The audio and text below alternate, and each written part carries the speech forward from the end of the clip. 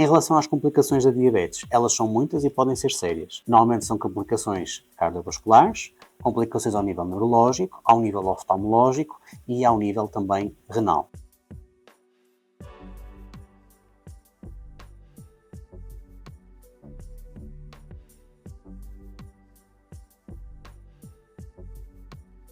Existem 3 rastreios organizados que os doentes diabéticos devem fazer anualmente. Estamos a falar do rastreio da neuropatia diabética, que é o quê? É uma lesão aos nervos que os diabéticos vão fazendo e que se vão manifestando por formigueiros ou faltas de sensibilidade e que é subejamente conhecido como o exame do pé diabético e que deve ser feito regularmente. Depois, rastrear também se existe lesão causada pelos diabetes mal controlados ao nível da visão, através do rastreio da retinopatia diabética, que deve ser feita, como disse, anualmente em centros especializados e que fazem uma leitura do fundo ocular ou uma retinografia. E, claro, fazer o rastreio também de uma eventual lesão dos diabetes ao nível do rim, que é feito com uma tira-teste de urina e que deve ser feita também pelo menos anualmente. Diabetes bem controlados vão fazer com que o aparecimento destas complicações seja minorado ou evitado.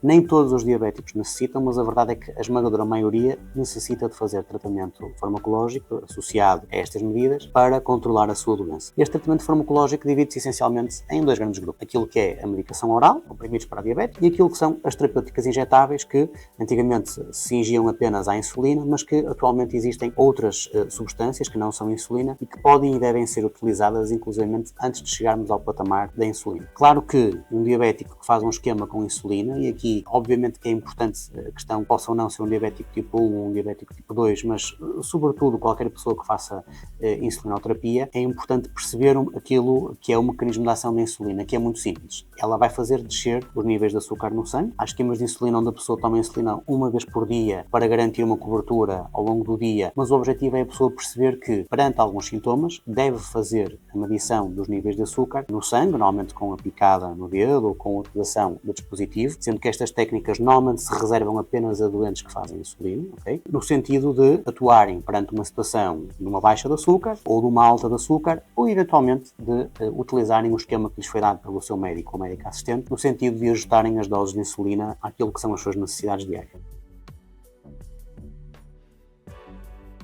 A verdade é que qualquer doente com diabetes encontra-se num maior risco de adquirir algumas infecções, e essas infecções podem obviamente tornar-se mais complicadas e mais ameaçadoras do que uma pessoa que não tem esta doença. Existem algumas vacinações que estão indicadas, além obviamente do Programa Nacional de Vacinação, para os doentes com diabetes, a saber, a vacinação sazonal contra a gripe e contra o vírus da Covid-19, a vacinação antipneumocócica, que é vulgarmente conhecida como a vacina das pneumonias, mas que na prática nos protege contra uma bactéria que é extremamente comum e que é das bactérias que mais frequentemente causa pneumonias e meningites e outras doenças em Portugal. E existe ainda também, e isto é mais recente, a indicação e o benefício em fazerem a vacinação contra o vírus essencial respiratório, o VSR, que é um vírus que causa doença respiratória e que pode também ter algumas complicações inerentes à mesma e que está indicada para o doente com diabetes a partir dos 60 anos. E, por fim, a vacinação contra o herpes zoster, que é conhecida como a vacinação para a zona, por assim dizer, e que estará indicada também no doente com diabetes a partir dos 50 anos.